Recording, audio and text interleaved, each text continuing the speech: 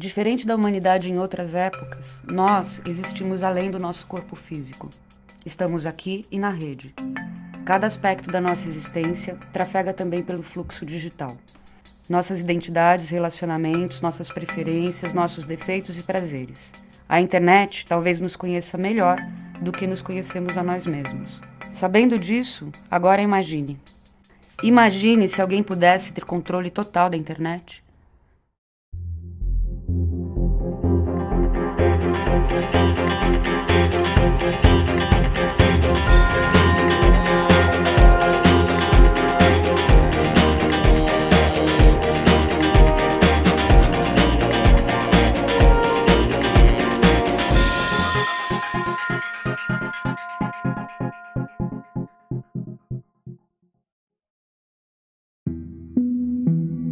Os brasileiros passam, em média, mais de 9 horas conectados por dia. Um mundo digital com fronteiras e regras ainda maleáveis, onde quem controla o fluxo de informações ganha poder substancial para controlar também o mundo físico. Mas se considerarmos que mesmo sem acessar a rede, continuamos existindo nela, com as nossas movimentações bancárias, registros médicos, nossos cadastros em serviços públicos e privados, o número de brasileiros conectados é de fato muito maior. Ao redor do mundo, governos e corporações tentam controlar a internet. No Brasil, a primeira tentativa mais contundente de controlar a internet foi a PL 84/99, do então senador mineiro Eduardo Azeredo. Nesse projeto de lei, além de medidas de censura, estava a obrigatoriedade de guardar todos os registros de navegação de todos os brasileiros por 3 anos. Por isso, foi apelidado de AI-5 digital.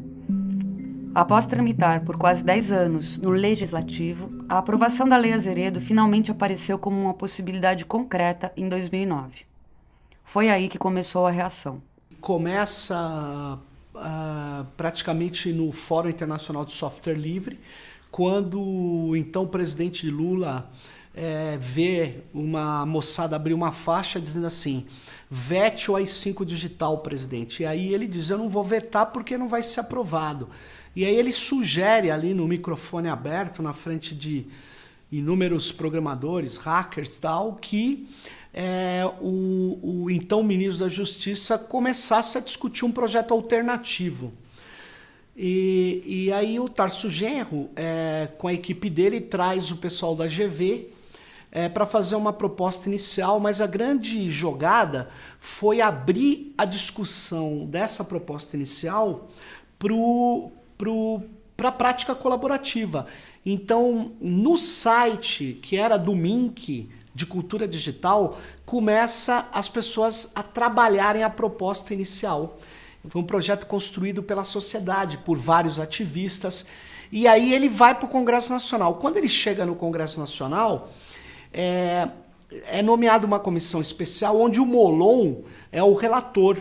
Mas o que corria nos bastidores, né? É que o ministro da Comunicação da Dilma era muito influenciado pelo lobby aí das operadoras de telecom.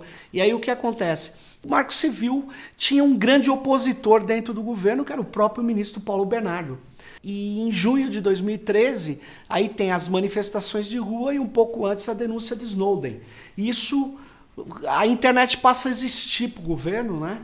Seja pelas articulações que chamavam as pessoas para as ruas, seja pela espionagem massiva, que o Brasil era alvo, que o governo era alvo, né? De sua concepção à sua homologação, o Marco Civil tramitou com dificuldade nas casas legislativas.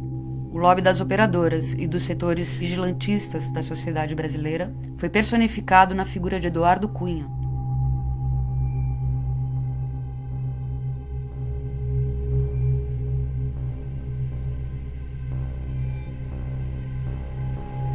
Cunha e seus aliados conseguiram modificar aspectos cruciais da proposta inicial do Marco Civil.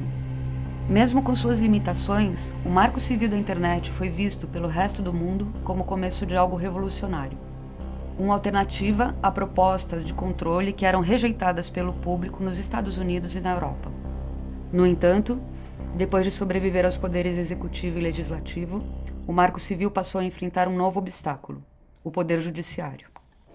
muitas vezes o judiciário olha para essa lei naquela perspectiva, né? Justamente na perspectiva do que a lei quis enfrentar, que é a perspectiva de que a internet é um ambiente que serve à prática de crimes e, portanto, muitas vezes o judiciário, mesmo as forças, o Ministério Público e a polícia, ficam tentando entender lá do que podem tirar do Marco Civil para conseguir mais dados das pessoas, para conseguir tirar sites do ar e etc., num espírito que é justamente o contrário do que formulou, embasou essa lei. Então, o que a gente vê hoje, por exemplo, é a utilização do Marco Civil para tirar aplicativos do ar, como que aconteceu recentemente com o WhatsApp.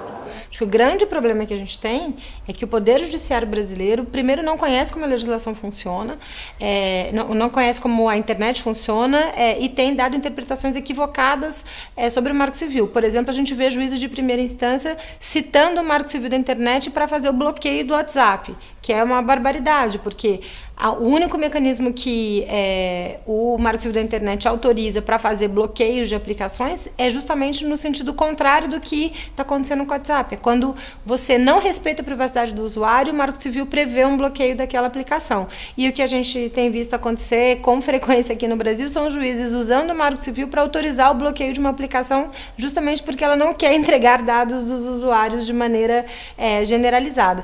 Então, você tem uma dificuldade que a gente tem no Poder Judiciário que não é só para a agenda da internet, que é para várias agendas do campo progressista, de dificuldade de interpretação de lei ou de interpretações equivocadas da legislação. Acho que o trabalho que a gente tem que fazer tem que ser muito mais no sentido de formar o judiciário para entender como é que a internet funciona e como o Marco Civil pode ser bem aplicado, do que modificar o Marco Civil nesse momento.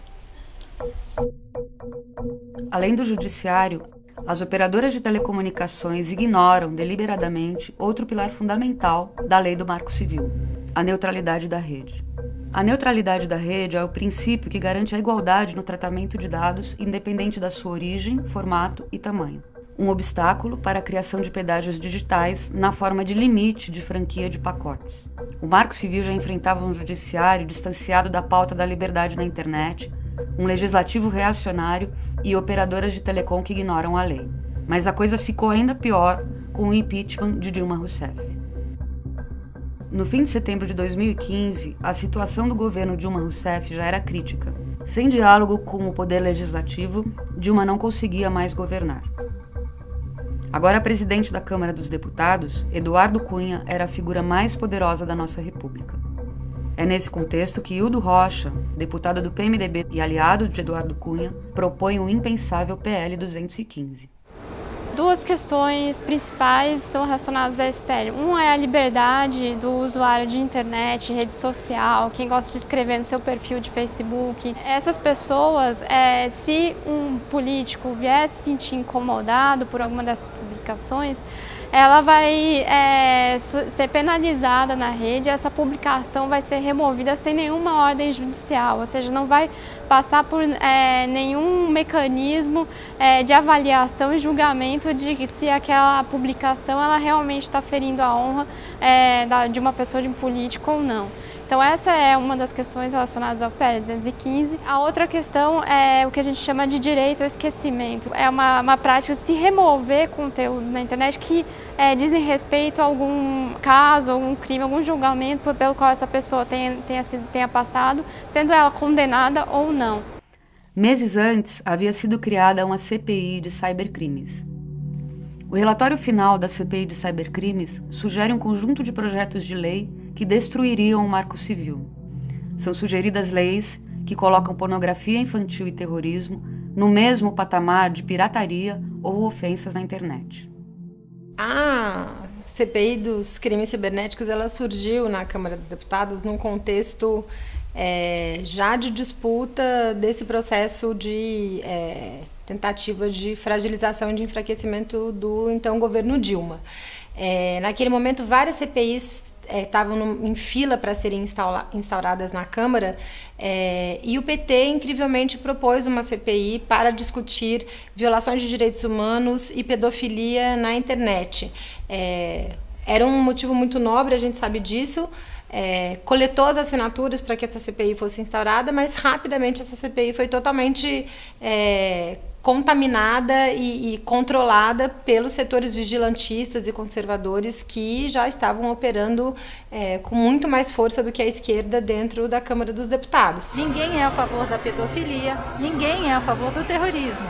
E aí, interesses econômicos ligados à indústria do copyright, né, da propriedade intelectual, aproveitaram essa porta aberta com essa CPI para colocar a rediscussão de interesses econômicos privados junto com questões criminais graves, porque não dá para você comparar a prática de crimes de pedofilia, terrorismo, tráfico de armas, com violação de direitos autorais.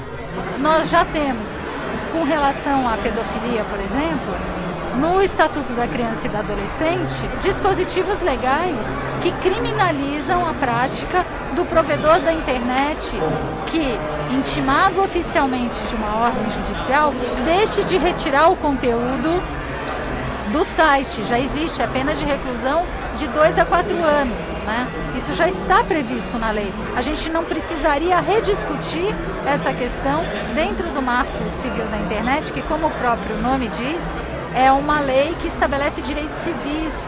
Então a CPI, na verdade, ela nasce para discutir um tema super importante para a gente, que é a questão das violações de direitos humanos no ambiente digital, e ela passa a ser controlada por esses setores que hoje são os responsáveis por inúmeras tentativas que estão tramitando no Congresso de modificação do Marco Civil da Internet e de aprovação de uma série de projetos de lei que pretendem promover uma vigilância em massa e atacar a privacidade dos usuários.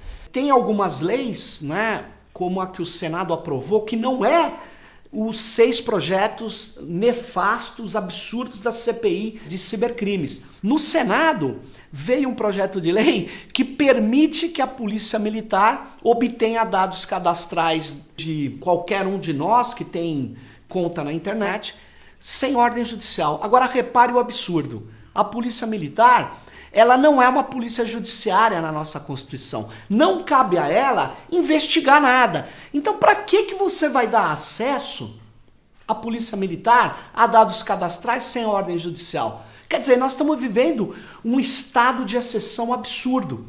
Uma das coisas que isso vai exagerar, você já deve ter visto na cidade, principalmente se você é da periferia, que a polícia militar para um cidadão qualquer e pede para que ele entregue o celular e ela começa a pedir senha, olhar mensagens do WhatsApp, e-mail e tal. Isso é completamente ilegal, é completamente absurdo.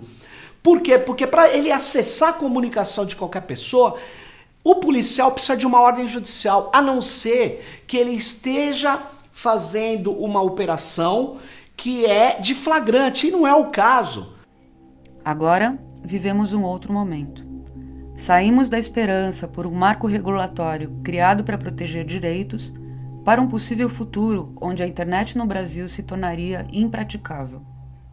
Hoje, uma mudança na forma como ela funciona e nos princípios que a gente conseguiu garantir com o Marco Civil da Internet tem impactos não só para a agenda específica da internet, mas tem impacto para a democracia brasileira como um todo. E a resistência, por outro lado, pode ser feita pela rede. Porque muita gente que apoia esses deputados conservadores certamente não apoiariam as medidas que eles querem fazer com a internet. Muitas vezes também decisões que tratam de maneira rígida a regulação da rede têm relação com o fato de que essas autoridades não têm conhecimento da profundidade da complexidade da rede e dos efeitos em massa que as decisões delas podem ter, porque às vezes elas estão olhando para uma coisa específica sem conseguir prever o impacto que essa decisão delas pode ter para a massa de usuários da rede. A mudança no modo como a internet funciona hoje no Brasil vai te afetar. Vai afetar em relação a que páginas que você vai ter direito a acessar ou não no país, vai afetar a novos conteúdos que vão deixar de serem veiculados na rede e vai afetar, sim, a sua privacidade, porque você não precisa ser um militante, um ativista para que o seu direito à privacidade deva ser garantido. Então, acho que a luta nossa, ela em defesa da internet, ela tá assim, bem no começo. A gente teve um retrocesso, a gente tinha avançado muito e agora a gente volta a ter que lutar em defesa de liberdades que a gente já tinha consolidado no Marco Civil. É isso que está acontecendo.